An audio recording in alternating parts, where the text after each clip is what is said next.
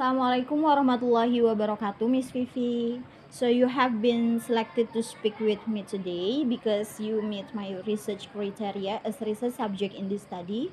So with your consent, I would like to audio tape our conversation today to facilitate my note taking, and then I would like to have your sign on this release form to meet our human subject requirement. Here are the essential part of the document. First, all information will be held confidential. Second, your participation is voluntary and you may stop at any time if you feel uncomfortable.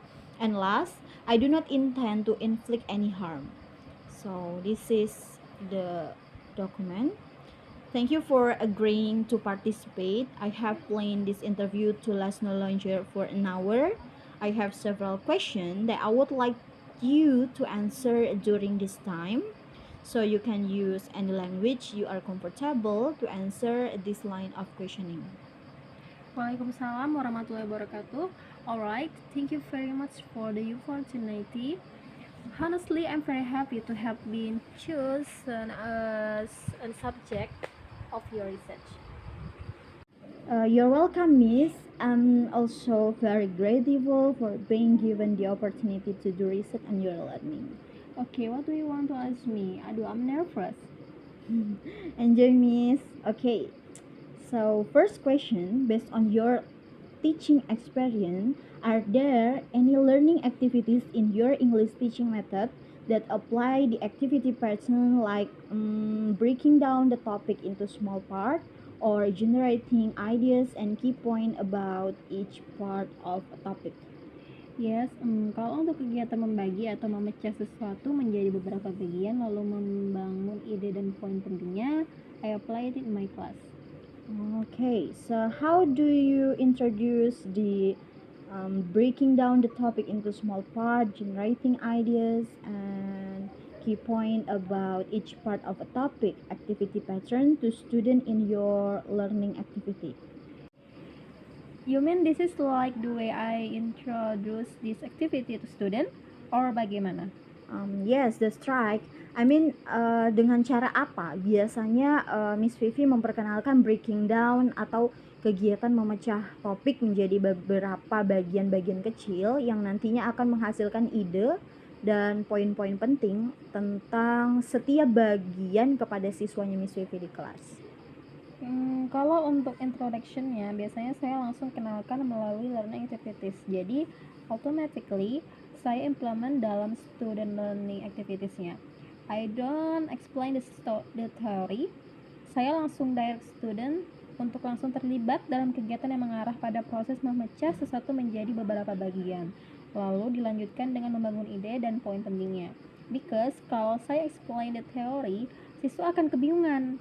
Nah, dengan kegiatan yang akan mereka lakukan, dan ya kalau student sudah bingung, semangat mereka dalam melakukan kegiatan itu kan pasti jadi minus. Nah, ini berdasarkan experience saya, jadi ini khusus di kelas saya. Kurang tahu kalau in other class. Okay, so what learning activity do you use to implement the activity pattern of breaking down the topic into small parts, generating ideas, and key point about each part of the topic? If it's in accordance with what I've taught in my English learning, usually the learning activities that implements this activity pattern is with student enter the material of creating paragraph. Usually, after explaining the material, my student will make a project in the form of composing paragraph. Well, in creating paragraph, they will divide the paragraph into three parts: introduction, development, and conclusion. Or maybe what I most often apply to my student is the best activity of dividing the topic of paragraph into several parts. Okay, so as seen in your learning video 1, 2, and 3, I have observed, I have found 3 almost similar activities. Firstly, in video 1, student broke down the paragraph topic into 5 small parts by creating keywords related to the paragraph topic. Secondly, in video 2, student broke down the topic by creating and determining keyword into 3 parts related to the topic of paragraph. And lastly, in video 3, I found students broke down the paragraph topic into 3 small parts by creating keyword related to the paragraph topic. So the question, why did you ask students to do these activities? Oh yeah, in the video 1, 2, and 3 that I handed over to you, itu memang kebetulan membahas tentang materi penyusunan paragraf deskriptif. So I quite often direct students to the breaking activities, especially for the material of creating paragraph.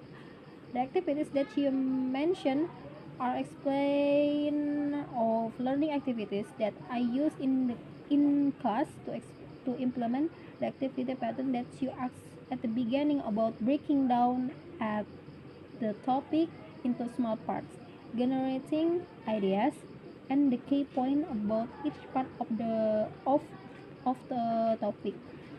Simpelnya, jadi saya direct my student melakukan the activities tersebut untuk mempermudah mereka dalam mengerjakan tugas. Dan kegiatan ini saya adopsi dari salah satu elemen computational thinking. Okay, so what is the relationship between those activities and the element of computational thinking? If we talk about relationship antara keduanya, of course they have a relationship ya. Karena begini, based on my knowledge about computational thinking, kamu pasti tahu kan computational thinking itu apa? Yaitu adalah konsep berpikir untuk solving problems. Nah, menurut pemahaman saya, ada salah satu elemen computational thinking yang berkaitan dengan kegiatan pemecahan yang akan kamu lakukan, yang akan kamu temukan pada video pembelajaran saya, even itu di video pertama, kedua, dan ketiga. Nah, elemen tersebut kalau tidak salah disebut dengan dekomposisi. Nah, elemen dekomposisi ditandai dengan aktivitas yang memecah sesuatu menjadi beberapa parts. Dan saya rasa itu cukup menggambarkan bagaimana relationship antara aktivitas pemecahan yang akan kamu temukan pada video-video pembelajaran saya dengan salah satu elemen computational thinking yang mostly dikenal dengan istilah decomposition. Okay, so how did you identify those activity as decomposition element activities? Ya, itu sudah sangat jelas. Kita bisa identifikasi melalui kegiatannya. Because when I attended the training in 2022 on computational thinking, the elements of computational thinking were explained in detail along with each activity. And yes, it's very clear in my learning video that you have observed that when students broke down the topic by creating and determining keywords into several parts, it's included in my the composition activities. Okay, so now we jump to next activities. Based on your experience, are there any learning activity in your teaching method that apply the activity pattern, like looking for each pattern in the point that have been broken down as function, characteristic, and etc., and organizing the key point visually? Kalau kegiatan looking for each pattern in the point that have been broken down and organizing the key points pasti ada. Because this activity is related to the activity we discussed previously about breaking down something into small parts. How can this second activity related to the breaking down something into small part activity? Yes, these two activities are related because after breaking something into several parts, we will build ideas and important point from each of the broken parts. So to build ideas and important point from each part, of course, we will look for each pattern in the points that have been broken down and then arrange them visually based on the patterns. Okay, so how do you introduce the activity pattern, looking for each pattern in the point that have been broken down, function, characteristic, etc., and organizing the key point visually to student in learning activities? If the way of introducing this activity to student, I think it has the same as the first activity. I introduce it to my student through the learning activity directly. What learning activity do you use to implement the activity pattern of looking for each pattern in the point that have been broken down? Function, characteristic, etc., and organizing the key point visually. If you ask about the learning activities that I use to implement this second activity, there are many.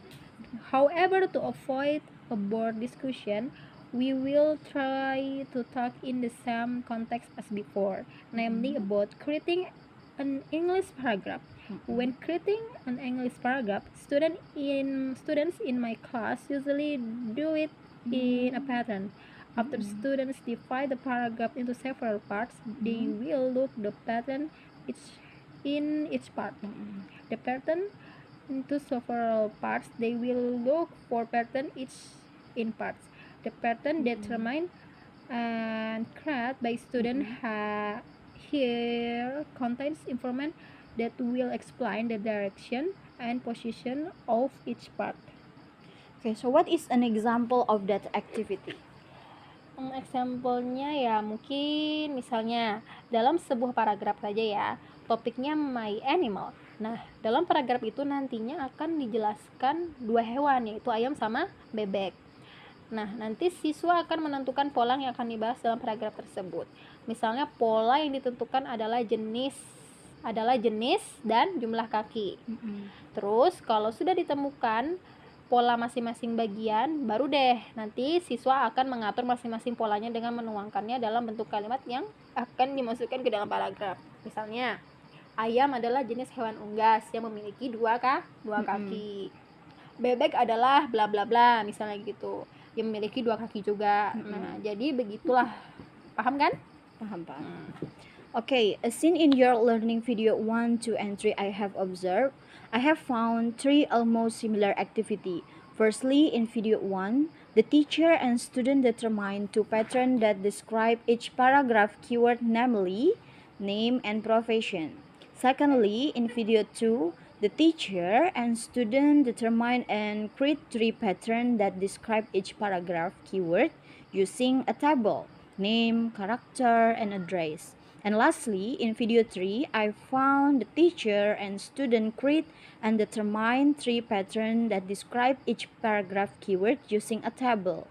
So the pattern consists of name, lesson, and class. So the question, why did you ask students to do these activities? Okay. I asked students to carry out this activity to implement the activity patterns that you asked about, looking for each pattern in the point that have been broken down. I believe that the implementation of this activity in making English paragraph will certainly help students in organizing the content to be discussed in the paragraph so that the discussion is structured and has consistency from one sentence to another. Tujuan utamanya sama seperti kegiatan sebelumnya. Saya direct my students melakukan 3 aktivitas tersebut untuk mempermudah mereka menyusun paragraf. Dan perlu diketahui bahwa kegiatan ini juga saya adopsi dari salah satu elemen computational thinking. Okay, what is the relationship between those activity and the element of computational thinking? Based on my knowledge of computational thinking, there's one element of computational thinking that's related to pattern looking activities, which you have found in my learning videos, even in video 1, 2, and 3. This element is pattern recognition. As far as I know, the pattern recognition element is characterized by activities that look for pattern on point that have been broken down and then arranged according to the pattern. So if you ask what the relationship is between the learning activities that you found in my learning video 1, 2, and 3 that you mentioned early and the computational thinking elements, it's clear that the relationship lies in the description of these activities. How did you identify those activity as pattern recognition element activities? Kalau untuk mengidentifikasinya, it's easy. Kamu hanya tinggal lihat aktivitas yang kamu temukan dalam video pembelajaran saya. Nah, tadi kan kamu mention ada 3 kan? Menurut apa yang saya pahami tentang pattern recognition element, semua aktivitas yang kamu temukan itu sangat berkaitan dengan kegiatan elemen pattern recognition. Semua aktivitas learning yang kamu temukan pada video pembelajaran saya sama-sama mencari dan menyusun pattern dan bagian-bagian paragraf yang telah dipecahkan. Nah, jika kalau kamu tanya bagaimana saya mengidentifikasinya, tentu saja cukup dengan menyandingkan aktivitas learning yang ditemukan dengan konsep kegiatan dari elemen pattern recognition. Okay, the next activity, based on your experience, are there any learning activity in your teaching method that apply the activity pattern, like finding for any information needed on the topic and reducing unnecessary part, or we say as part that do not have a relationship with the topic of the problem? Kalau kegiatan ini kayaknya pernah deh saya apply di pembelajaran saya di kelas. Tapi apa ya? Kalau finding for any information needed yang berhubungan dengan topik jarang sih. Tapi kalau reducing unnecessary parts itu kayaknya sering saya apply. When I taught how to make a paragraph, itu juga masih berhubungan kok dengan 2 kegiatan sebelumnya yang kamu tanya tentang breaking down something and looking for its patterns. How can this activity related to the breaking down something and looking for each pattern activity? This activity is related to the previous 2 activities, namely breaking down something and looking for its patterns. What is that? Yes, because after we break something into parts with ideas and important points from each part, get a pattern on each of the point and arrange them visually based on the patterns. Kita akan mengolah poin-poin tersebut menjadi kalimat lengkap yang dibuat sesuai dengan pola. Ide dan poin itu penting yang telah disusun ya. Dan after we have organized the sentence, kita gabungkan semua kalimat itu. Dan ya, in this merging process, student will reduce double words of repetitive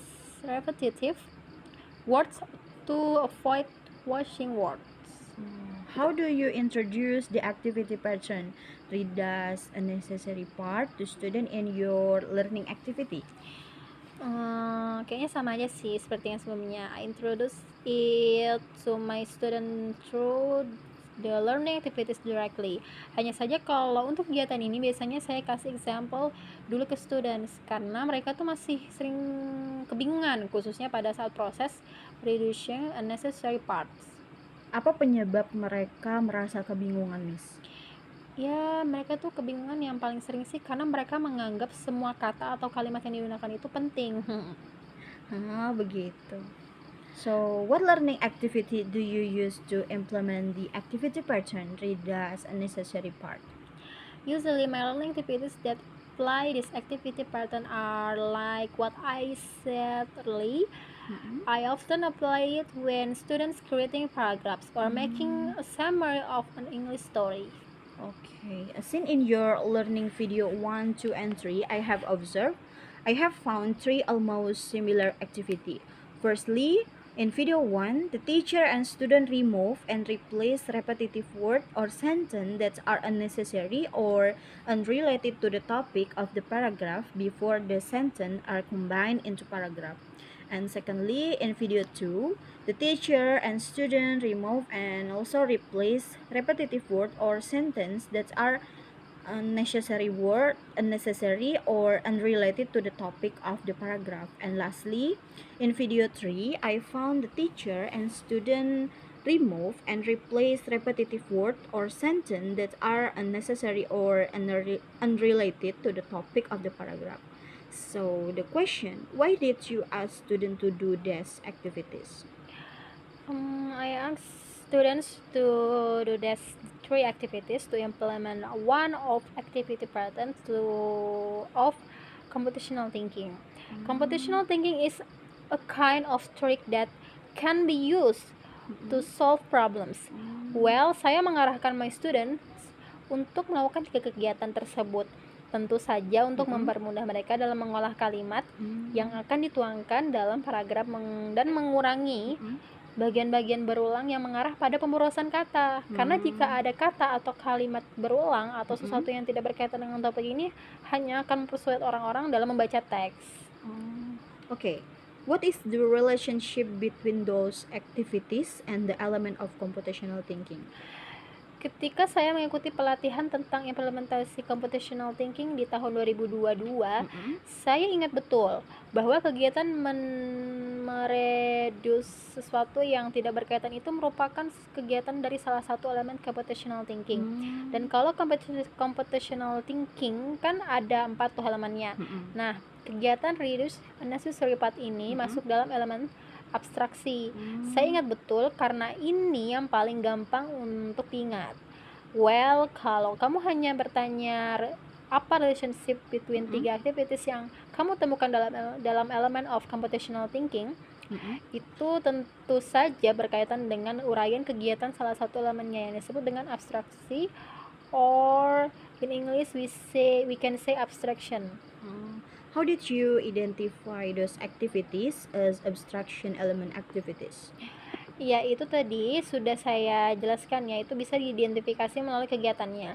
3 aktivitas yang kamu temukan dalam video pembelajaran saya itu, siswa menghilangkan dan mengganti kata atau kalimat berulang yang tidak diperlukan atau tidak berhubungan dengan topik paragraf sebelum kalimat tersebut dihubungkan menjadi paragraf. Aktivitas tersebut sangat jelas selaras dengan pemahaman saya terhadap elemen abstraction dari computational thinking. Jadi, kegiatan elemen abstraction itu kan mencari informasi yang berkaitan dengan mereduce unnecessary parts yang tidak berkaitan ya. Jadi gampang dan udah jelas nih bagaimana ini diidentifikasi sebagai activities dari abstraction elements. Singkatnya tuh begini. 3 aktivitas yang kamu temukan dalam video pembelajaran saya itu merupakan contoh elementasi kegiatan dari konsep abstraction element of computational thinking. And yeah, you should to know that there are many experts who explain the activities of this computational thinking element, so it's easy for you to research and prove my identification. Okay, last activity. Based on your experience, are there any learning activities in your teaching method that apply the activity pattern, like applying the point of the topic that have been arranged based on the pattern in sequence and providing the child support and example if needed? What do you mean by this activity? I mean, it's like solving a problem with steps that have been arranged, Miss. Bisa tolong kasih contohnya enggak? Contohnya gini, misalnya siswa Miss di kelas dikasih tugas nih untuk membuat kalimat aktif. Nah, otomatis kan dalam membuat kalimat aktif ada langkah-langkah yang harus dilakukan oleh siswanya Miss. Kayak 1, tentukan subjeknya, 2, tentukan kata kerja, kemudian langkah ketiga tentukan objek, kemudian langkah keempat gabungkan ketiganya hingga menjadi kalimat. Yang kelima, kalau sudah menjadi sebuah kalimat aktif, kalau misalnya ada yang mau ditambahkan seperti kayak keterangan waktu atau keterangan tempat juga bisa ditambahkan. Nah, proses penerapan langkah-langkah dan penambahan informasi lainnya ini, Miss, yang saya maksud di sini. Oh, kalau kegiatan menerapkan langkah-langkah untuk solving problem sering banget ya diterapkan di metode pengajaran saya. Saya kan pegang nih mapel matematika. Nah, pola kegiatan itu juga sering dipakai di pembelajaran saya. Kalau di English lesson ada juga nggak, Miss, kegiatan yang menerapkan pola kegiatan itu? Kalau mapel English lesson saya terapkan pola kegiatan itu ya. Hanya saja tidak sesering di mapel matematika. How do you introduce the activity pattern of apply the point of the topic that have been arranged based on the pattern in sequence and provide detailed support and example if needed to your student in the learning activity. Sama aja sih seperti di aktivitas sebelumnya. Saya introduce this activity pattern through the learning activities directly. What learning activity do you use to implement the activity pattern of apply the point of the topic that have been arranged based on the pattern in sequence and provide detailed support and example if needed? Is this in English lesson context? Yes, in English lesson context, Miss. Oke, kalau dalam konteks English lesson, mostly saya apply the learning activities like creating a paragraph, making a sentence, creating poetry, speech text, short stories, and summaries. Jadi lebih ke pembuatan project itu. Okay, as seen in your learning video 1, 2, and 3 I have observed, I have found 3 almost similar activity. First, in video 1, the teacher and student apply, arrange, and organize the descriptive paragraph by inserting topic point based on the paragraph structure that have been arranged with key word and pattern in order. There are 3 sequences are inserting the main sentence, supporting sentence, and inserting conclusion sentence. Secondly, in video 2, the teacher and student apply, arrange, and organize the descriptive paragraph by inserting topic point based on the paragraph structure that have been arranged with keyword and pattern in order. Here is the sequence: inserting the main sentence, supporting sentence, and inserting conclusion sentence. And lastly, in video 3, I found students start working on individual tasks. In this activity, student arrange the structure of the descriptive paragraph by applying the following step: creating and inserting main sentence into paragraph, combining sentence in each pattern and inserting them into paragraph, and last, creating and inserting conclusion sentence into paragraph. So, the question, why did you ask student to do this activity? Tujuan saya meminta siswa untuk melakukan 3 aktivitas ini sama seperti aktivitas yang kamu tanyakan sebelumnya ya. Tentu ini untuk implementing salah satu pola aktivitas dari computational thinking. Nah, saya mengarahkan my student untuk melakukan ketiga aktivitas ini tentunya untuk memudahkan mereka dalam solving their project. Supaya apa? Supaya mereka solving their project and pola teratur dan struktur sehingga mereka sudah tahu nih apa yang akan mereka lakukan dan tidak confused. Selain itu, discussion yang mereka bahas dalam paragraf mereka juga memiliki konsistensi dari intro sampai ke conclusionnya. Jadi itu tujuan penerapan kegiatan ini. Memang terlihat ribet ya. Kenapa nggak langsung aja gitu kan bikin paragrafnya? Kenapa harus diikutin nih pola yang dibuat? Nah, itu justru sangat mempermudah student loh.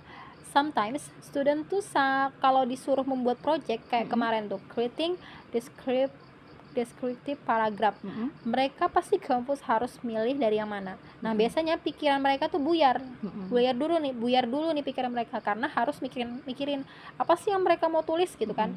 Jadi untuk menghindari itu, makanya kegiatan ini saya implement dalam metode pengajaran saya. So, what is the relationship between those activity and the element of computational thinking? 3 kegiatan yang kamu sebutkan tadi berkaitan dengan kegiatan menyusun paragraf deskriptif yang dengan menerapkan langkah-langkah yang telah disusun berdasarkan keywords dan polanya kan. Well, in my opinion, it's related to one of the element of computational thinking known as the algorithm element. Jadi kalau kamu bertanya apa relationship-nya, yang ya berhubungannya itu ada di situ. How did you identify those activities as algorithm element activities? It is easy. Sepemahaman saya mengenai algorithm element itu ya memang solving problem by implementation or applying langkah-langkah yang dirumuskan secara berurutan.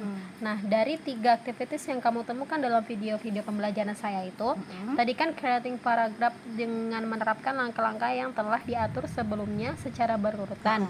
Nah, itu saja sudah menggambarkan dari kegiatan elemen algorithm. Jadi ya jawabannya sama seperti yang sebelumnya. Saya identifikasi aktivitas yang kamu temukan di learning video saya dengan melihat deskripsinya, dengan melihat deskripsi aktivitasnya, lalu disesuaikan dengan konsep elemennya. Oh ya Hasna, ini ada tambahan sedikit ya. Iya. Kalau kita berbicara tentang penerapan kegiatan dari unsur berpikir komputasi dalam teaching method saya di English subject, saya hampir selalu menerapkan ini.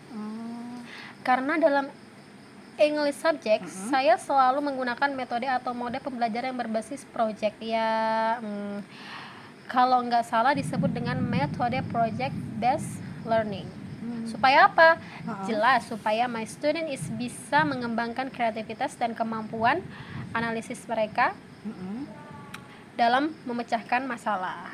I see. So you often apply element of computational thinking in English learning activity through the project-based teaching method, which is also called as project-based learning, and the aims is to help students develop their creativity and analytical skill in solving problem, right?